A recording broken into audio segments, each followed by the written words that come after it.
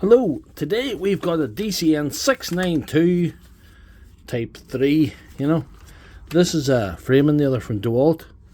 If you have one of these and you want to find out how many nails it's fired in its lifetime to the nearest 1,000, there's a little tip that I can give you. Put a battery in like this.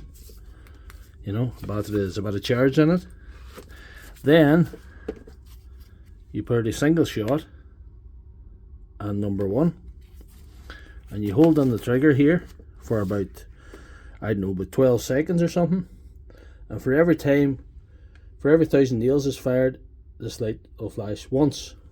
So it just takes a wee bit of time. 1, 2, 3, 4, 5, 6, 7, 8, 9, 10, 11, 12, 13, 14, 15, 16, 17, 18, 19, 20, 21, 22, 23, 24, 25, 25,000 nails this is fired in its lifetime. So that's why it's ended up in the doctor's surgery. It needs a wee bit of TLC, which I'll carry out live in my Sunday surgery.